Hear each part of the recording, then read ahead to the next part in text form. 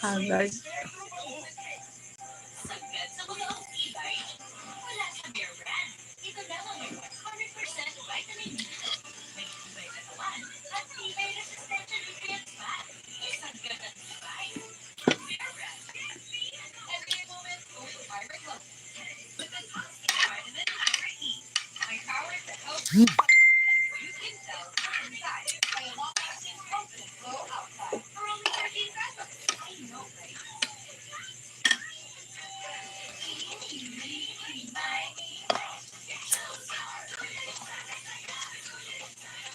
Ano may thumbs up kasi wala viewer. Binuang.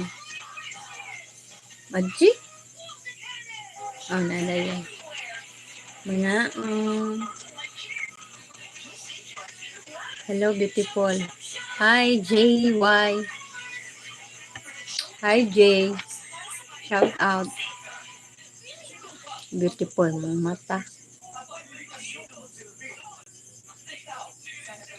It's it. Nag-heart oil. Lapad man.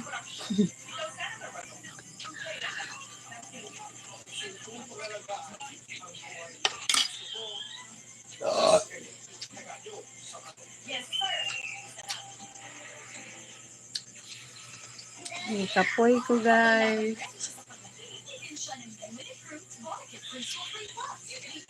Live talk na wala ko upload. Enjoy the food. Ayan, hi. Shout out to you, Crystal. That's it.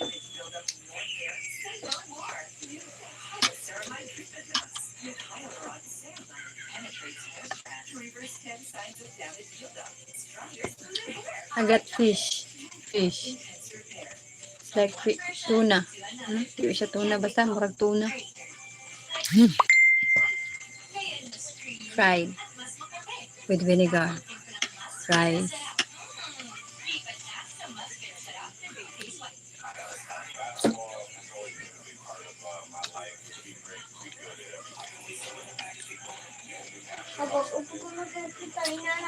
Shout out 5 million people. What? Mabag-upag. Dali pagtan ang naku. Alina na din si trapper sa tiyanan. Oh, grabe po.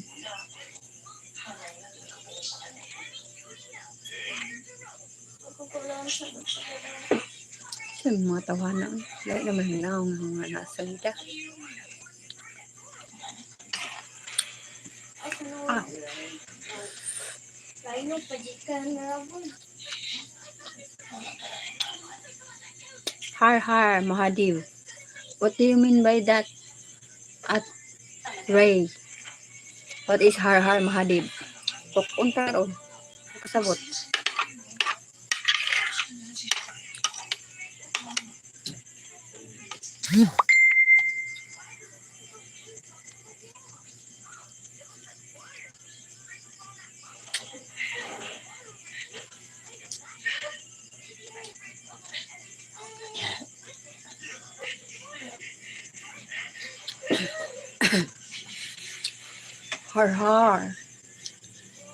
Har bitaw.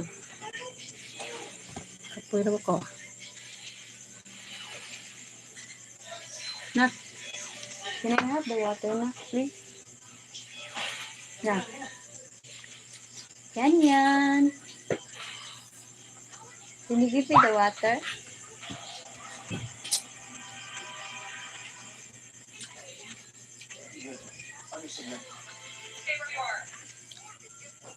Dinner ho gaya apka.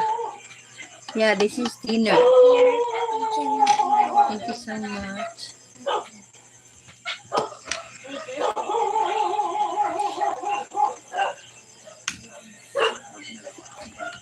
You write English, Ray.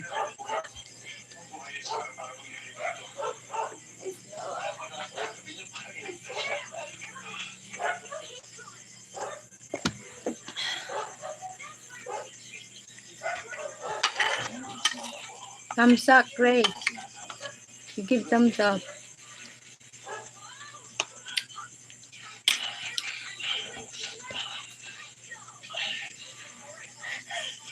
Mamanto yung asawa no, katulad sa isa. Mga anak na. Kaya 9 million people in the house. Sabi nga on. Just eating fish.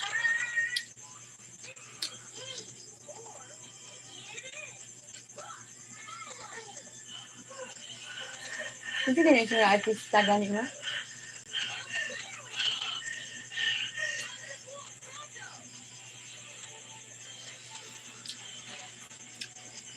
Ray, English please. Yeah. She tried English so I can understand.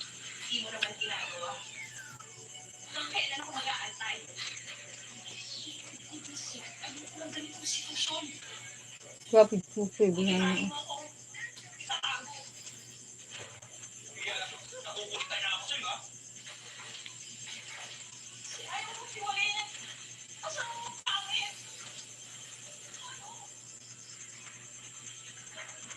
Ang kuan dito sila nag-lodge.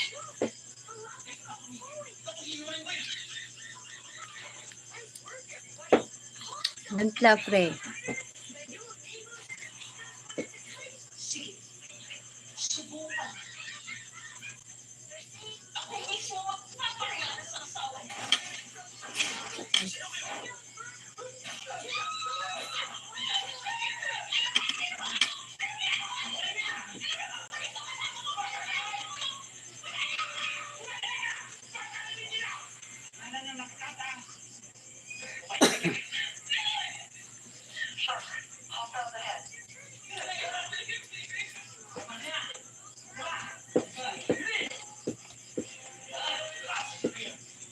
What is this? Green screen? What is green screen? Ah, okay. Done. Ay, no.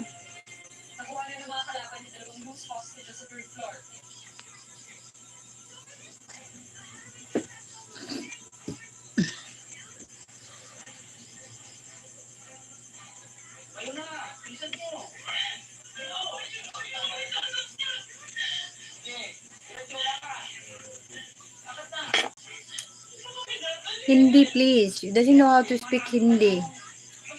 Ray.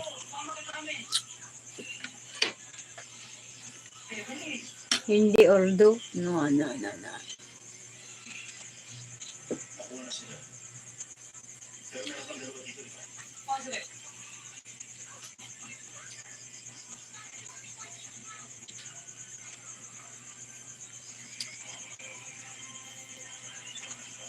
Pansitan. Dugo.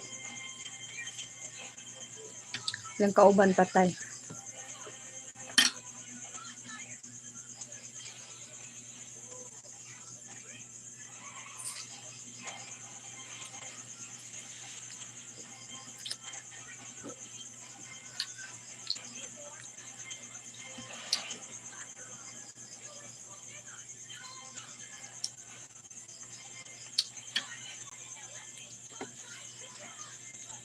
Love you. Bye-bye. Why bye-bye?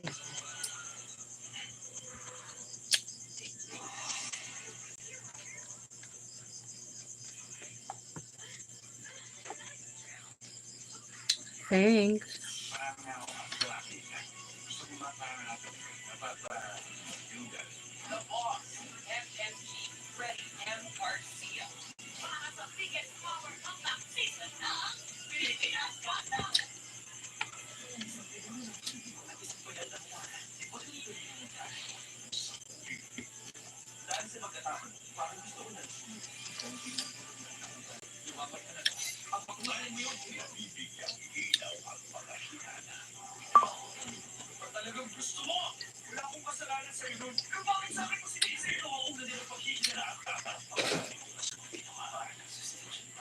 Ito sour.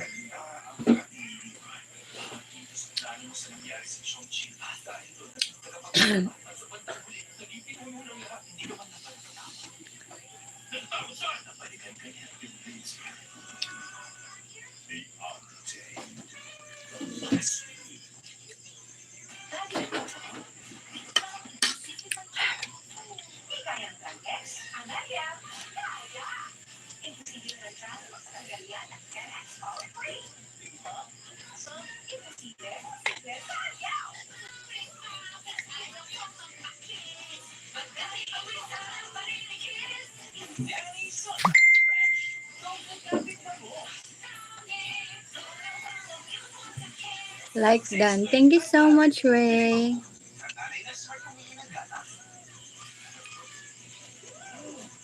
My friend want to come. Wait.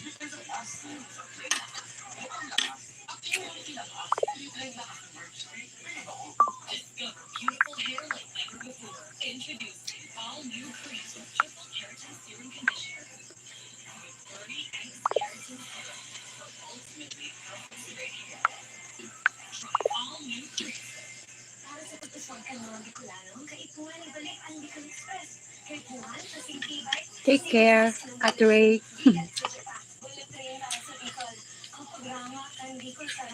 Friend is coming.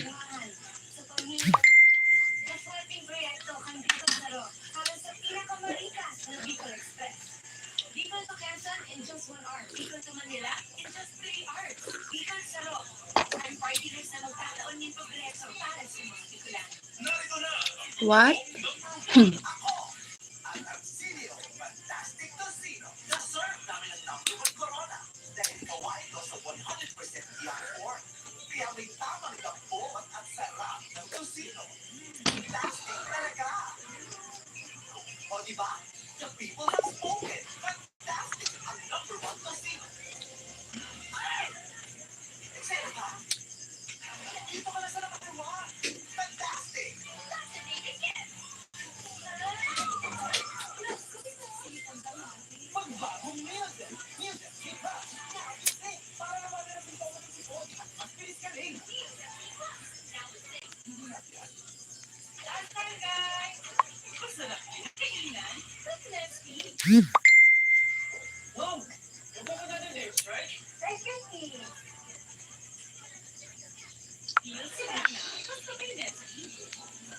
Gasin yung plato blang. Biya.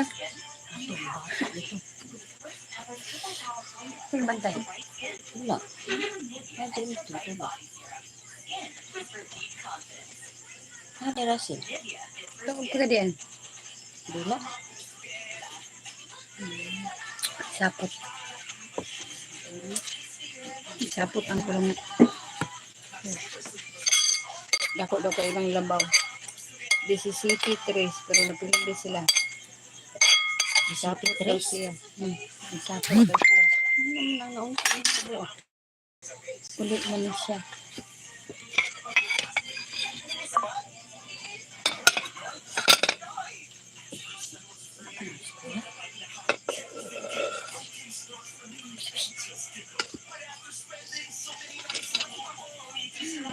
Biang doon siya ka biang. Pag-hi diri biang. Pag-hi ba? Sana. YouTube.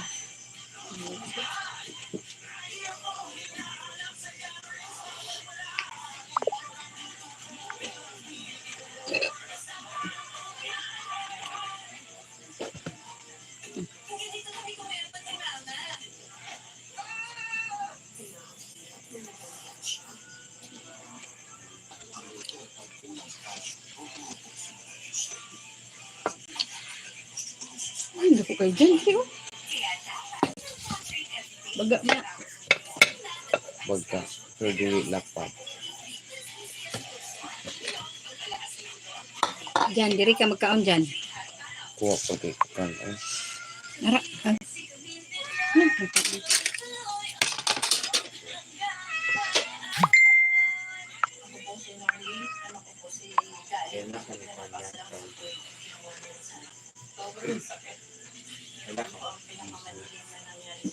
10 mong viewers biang. Istorya po, hi beautiful na.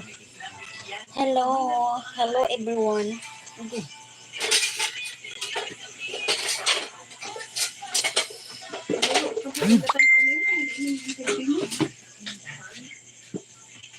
Grabe pumalanga. Ay, paksi ko ang natin. Back at the start of 2022, they seemed to find nurse sitting in the booth behind the food, causing no trouble. After they left, one of them forgot their glasses. The waitress quickly asked if he could go after them and return them. Happy to help, he got up and followed them out. They were in their car, so he tried to flag their attention. This Kailan? Ganun.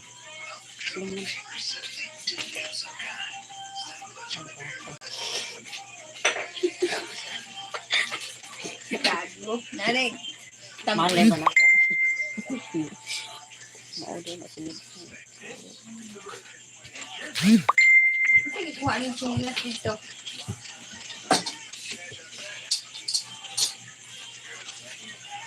Kita kanila kung bata ito ko.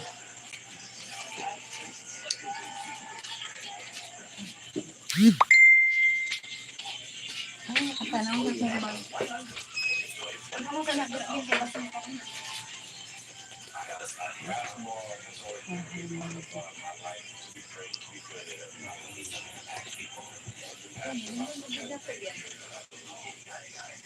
Hindi. Sana all. Sa inyo.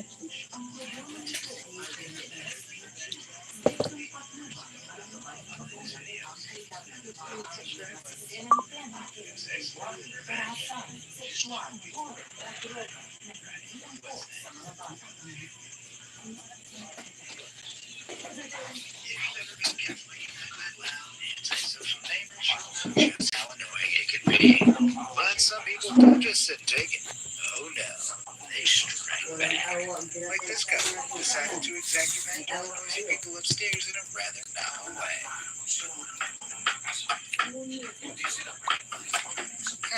I wonder how they like those loud stomping footsteps at 4 a.m. And then we've got Canadian comedian Matt O'Brien, who's been suffering from the same problem. That is, until he realized he could connect to his annoying neighbor's Bluetooth speaker and play them a little something he made himself. Your music sucks. Your music sucks. So super. What do you mean by The lesson? so super? Computer downstairs that can both produce music and hack your speakers. Nobody's taking it further than YouTuber Matthew PR, though, who invented his own special device to automatically take revenge if his neighbors are too loud. With a microphone attached to the wall, a nifty piece of circuitry, and 2 giant speakers, our man created an insane technological contraption. Anytime the neighbors are loud enough to hit red on the circuit for 10 solid seconds, the speakers blast annoying music back through the wall at them, and it works surprisingly well. Our neighbors are playing their loud music again, as you can probably hear. So I've got the system all set up here.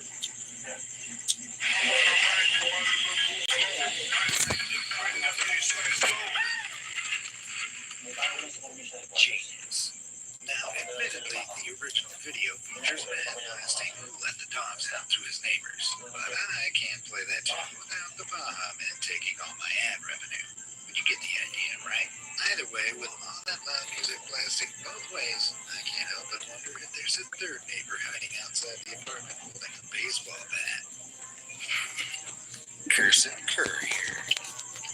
One day in April 2022, questionably named Reddit user SaltyWet247 was returning home from the supermarket with a heavy bag of groceries.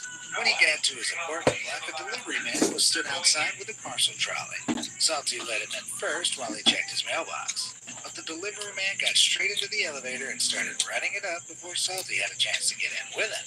Considering Salty's apartment was on the 7th floor and he had all his groceries to carry, this was pretty annoying. But then things got a lot worse. The elevator stopped on the 4th floor and stayed there far longer than it should have. Then it went up to the 5th floor and stayed there for ages as well. Salty realized that the courier must have been leaving his trolley in the way of the elevator doors while he delivered the parcels, thus barring anyone else from getting in.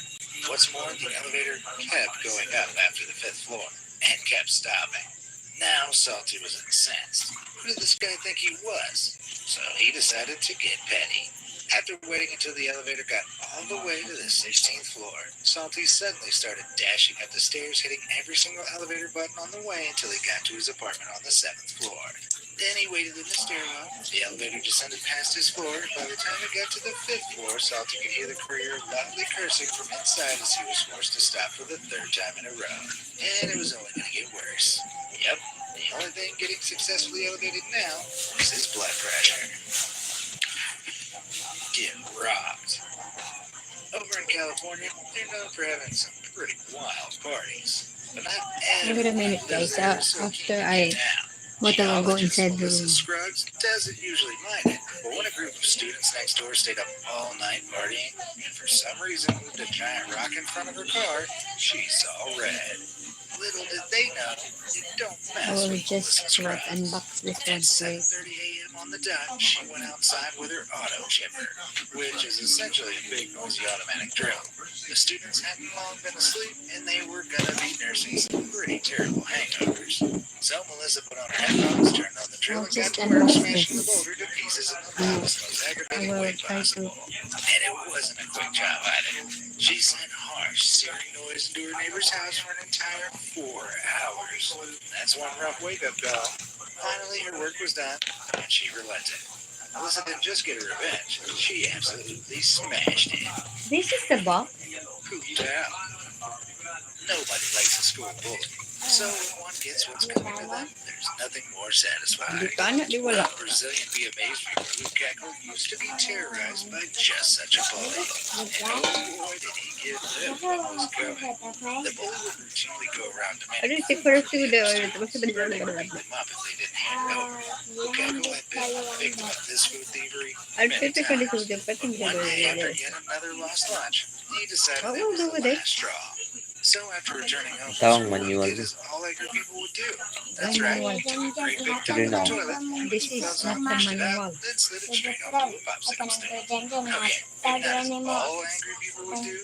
Anyway, he shaped the turd so it could pass as an ice pop, melted some chocolate in a bowl and gave it a good dip it to cover up the smell. I think you might have already guessed where this is going.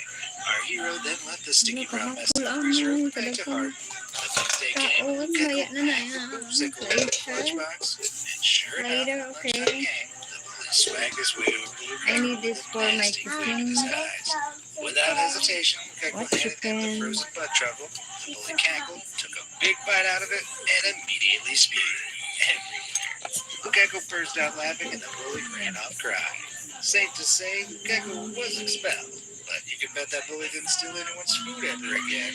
So you may not be able to polish a turd, but you definitely can cover one in chocolate. Keep collie. You have to put If you this back. find a lost key with a phone number attached to it, you call the number to return it to its rightful owner, right? So when Emily McCardle from Liverpool, UK found this one, she did just that. But she was surprised to find out that the person on the other end was And you will not put this happy to like hear her voice. It turns out the key was part of an elaborate prank designed to get revenge on its apparent owner. You see, it didn't belong to Jeff at all. How about It was this? actually a fake What is key this? with his number written on it to entice people like Emily into unknowingly nuisance calling him. And whoever planted it had also planted a ton more, all marked with different names but the same number. Apparently Jeff, or whatever his real name is, had an old work colleague he didn't get along with, so they'd gone about scattering the keys everywhere they could. What's more, it turns out that the revenge prank has been happening all across the globe as part of a viral TikTok trend. Yeah, for sure. About doing this. Something new. Now I'm gonna use this for what? What's this called? Multi-kinetic energy electric cooking machine. I don't know what anyone did to deserve It's that, what? but Meat it must have been grinder. pretty damn You bad. know, my I'd recommend cooking. trying to work things out face to face instead. I mean, But I don't know how communication to. is key after all. Where do I'm gonna put Groupie this? retaliation. Over here? No. When you're living in the same house as someone, you're gonna have disagreements. It's pretty much unavoidable. Some housemates respond to these Here? spats more passive aggressively than others, No. though. One guy lived with someone that had a habit of putting the Right toilet here? paper on the wrong way around. So one day he told them to put it on the right way. But when he went to the restroom later on, he found this. What Was is that a this? bit of an overreaction from the roomie? Possibly. I guess you just have to roll with it. Meanwhile, somebody else got revenge on their What is food-stealing this? roomie by letting them know they'd left them a slice of pizza. Only it was a slice with a slice taken out. If you get what I mean. Not gonna lie, that's silly. But of all the roommate disagreements, couples are likely to have the worst. One such couple had a tiff in 2013, so one of them decided to apologize by making the other a very special box lunch. A delicious ham, cheese, and plastic sandwich. Yeah, it wasn't an apology at all. Just another passive-aggressive screw you. I know some people call American cheese plastic cheese, but they don't usually mean it literally. Shaming the scammer. Unfortunately, there are a lot of scammers in the world. I know I've fallen for a few, but sometimes they get exactly what's coming to them. Like one trying to scam Reddit user Drunken Black Sheep out of $1,500 of her hard-earned cash. She was in her mid-20s at the time, and in her own words, had a soft, girly appearance and an maternal baby face. Because of this, despite her being quite knowledgeable about cars, mechanics would always assume she was clueless. Well, one day she was at a garage getting an oil change when one of the mechanics gave her car a free inspection. Afterwards, he solemnly told her that her vehicle was in such bad shape Is that it it could break for down at any the second. To bottom or illustrate the the top point, he or showed her the the part car's air of the part? filter, which was filled with This dead one? grass, dirt, dead insects. Over here? But she knew her car was fine, and she literally Yes. just replaced the air filter the day before. I don't So know. this goon had put all that crap in himself to try No, and no, freak her no, out. no, no. Suddenly, a devious plan formed in Sheep's mind. Ayun, Rather than something like immediately that. calling him out, she played along, pretending she knew nothing about cars and acting as upset as she could muster. Then she rang her dad, who's a mechanic, and got him to play along too. Everybody at the garage was watching now as she cried down the I phone don't know, about I'm how not much sure. money she was going to lose. The mechanic could barely contain his smug delight. But then out of nowhere, Sheep's expression changed and she started laughing. The mechanic's smug face quickly turned to shock.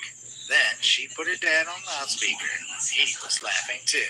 Taking the air filter in her hand, she told everyone how she'd only replaced it the previous day, so the mechanic must be a lying scam artist. She continued laughing, thrust the filter back at him, and told him to clean it out so she could leave.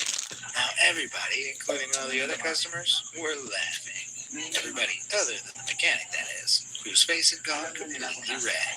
Without another word, he took the filter and did as he was told. And after reinstalling her clean filter, she rode off into the sunset. Now that's what I call karma. Taking out the trash. If you've ever worked in a kitchen, It you is know for the everyone's got to pull bottom. their weight, or the whole operation can go up in flames, very literally. Well, Reddit user Atlanta247 works in a kitchen with one coworker who apparently didn't know that, or more likely was just lazy. The coworker would routinely come in late, hungover, or not at all. And when she did come in, she'd bring in her own dirty dishes with her and dump them on the side to be washed by someone else. As well as that, she'd leave half-filled mugs of coffee lying around until they curdled. Don't you Then, have a when she was picture reprimanded about how it, she it dumped must them be? by the No, dishwasher too. nothing. After weeks of Nakamiss cleaning up lang the ko lazy na. co-worker's mess, Elena I finally will try reached to the find end of on her the tether. One day she came into work and was greeted with a big pile of gross, Because I will stinking read dishes something. by the sink. Well, Elena knew exactly whose they were.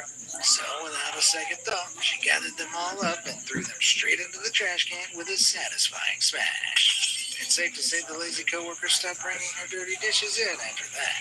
And hey, as well as being forced to clean her own dishes, maybe she cleaned up her act while she was at it. Bedroom banter. Everyone loves a trip to the beach, right? Even if you don't like sand, what's not to love about sun and sea?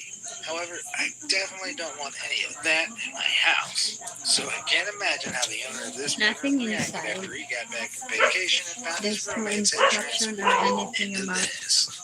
The guy in question won the vacation and gloated about it for months, much to his roomie's annoyance. So they decided he could stay on vacation forever. Can't lie, it might be petty as hell, but the sheer amount of work that went into this is undeniably impressive. And come on, it's definitely tidier than it was before. Having said that, there's no way all that sand is going to be efficiently tidied from that room. I wouldn't be surprised if these guys were still finding the stuff all over the house in the years that followed. Was it worth it? I don't know. Regardless, it was an outstanding effort. Cough it up. Although the COVID-19 pandemic made wearing face masks the norm, back in 2013 it was allowed to see anybody wearing one unless you lived in Asia, where they've been used publicly for years. Reddit user Michelle didn't live in Asia, and sadly she'd recently been diagnosed with multiple cancers. The chemotherapy had left her weak and sick and back in the hospital. But on a rare occasion she was allowed out, she had to wear a mask to protect herself. Well, on one of these rare days, Michelle was out at her local mall and had sat down on the bench to relax. Suddenly,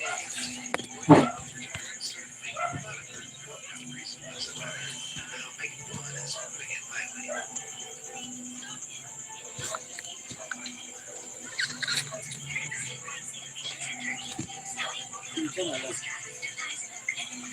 Grinder. Blender o blender? Galingan ba? Galingan. Ha? Galing. And Meat, vegetables, and everything. Isa ko Saksa? salad. But just as he was within Mami kasi inches of her, salad. she would lowered her mask Mabano twice ka. in his face and followed it with a small oops. The effect was immediate. The boy went out pale as a ghost, his mouth hung agape, and after a few seconds, he ran away. The Sheila sat back down and relished in the moment. Despite the mask, there was no masking the sweet feeling of revenge. Car park chaos. If you drive a car and you ever wrong someone, watch out, because it seems there's no more popular way of getting back at somebody than messing with their precious automobile.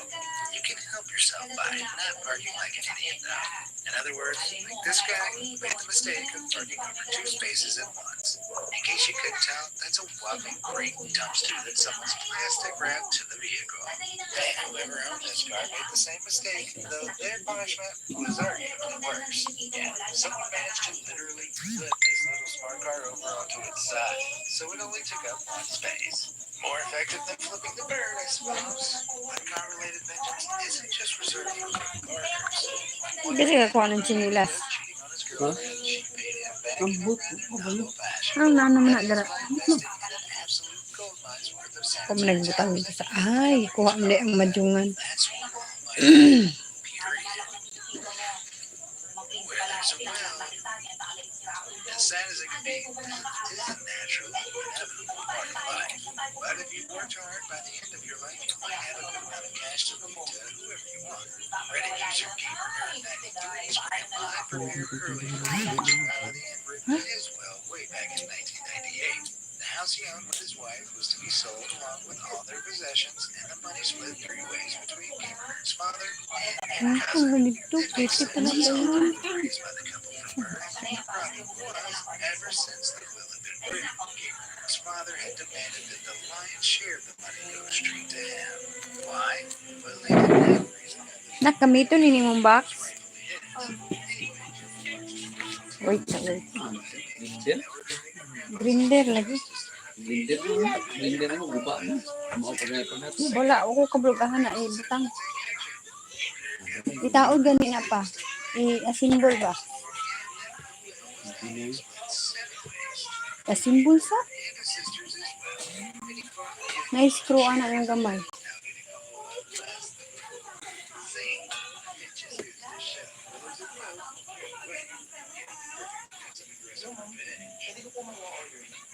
Trash in the trash. Manlumping. Style ba na niya? Noon sa ka?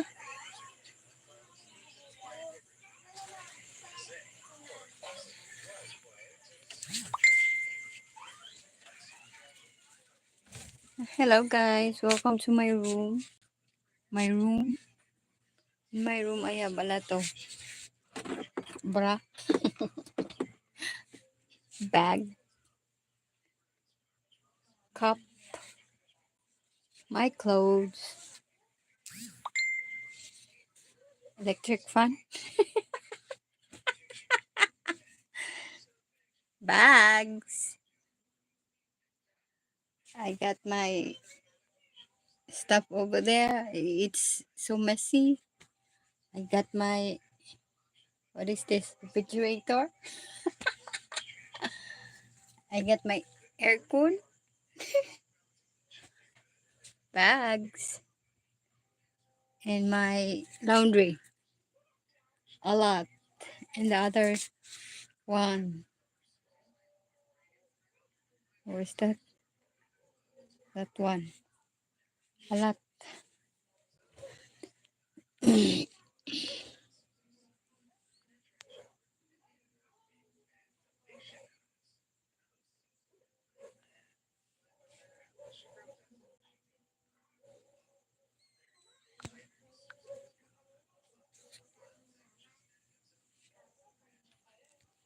What should I get?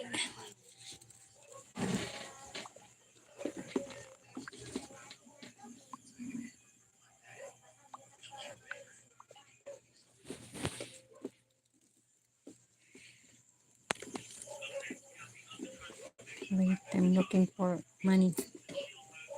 If I have, I guess I don't. Tanawa. Wala ko'y kwarta.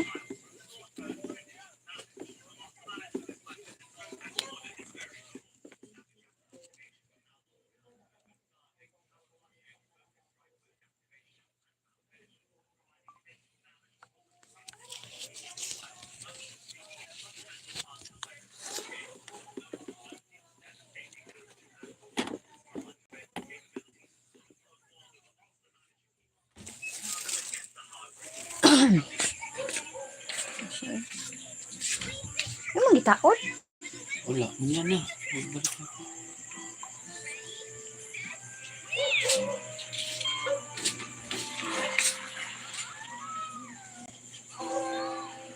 Ma'am, ano man tayo ng bright po? Bakit? Ano ba yan? Yung mga nagpapasya sa akin. Kapag malungkot ako, babasahin ko lang to. Kasi sabi ni Papa, parating daw ako, stay positive. Bakit nasan ba yung papa mo? Sabi ni Mama, sumama na daw kayo. Kayo, nasaan po yung Papa niyo? Wala na. Sandali nga lang, bakit ba ang dami-dami mong tanong? Kasi sabi ni Teacher Telma, kung daw may yaman ka daw. Sabi ni Mama, binagbantayan ako ni Papa palagi. Pero, bakit parang nanonood lang siya? Bakit ano bang gusto mong gawin ng papa mo sa'yo? Saan po kayo nakatera? Sino pong kasama niyo sa bahay? Wala. Ako lang. Asan po yung mama niyo? Ba't hindi niyo kasama? Hindi niyo po ba kayo mahal? Ako po, mahal ako ng mama ko. Ayaw niya ako umaalis Ay, tubig, kasi ma. namimiss niya ako. At O, saka, bigyan niya akong pera. Alam mo, pag lumaki ka na, magkakapera ka na, kaya mo namang buhay mag-isa. Hindi mo ka kailangan na lagi siyang kasama. Ganun po ba yung ma'am?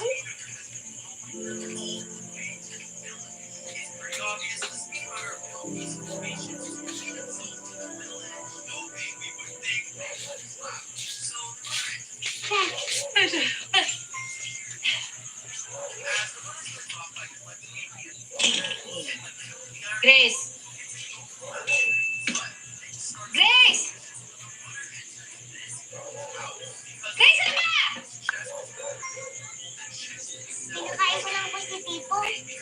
Kung ano mong bata ka, bakit wala ka rin ulam? Wala ako! Guys, I will end na ha. Ano gagawin natin?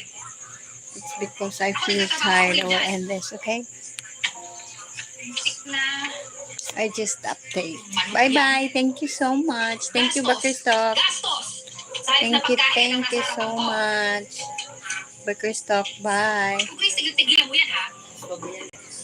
Bye. Take care. Yeah, you too. Sarah! Alam ko nandiyan ka, Sarah!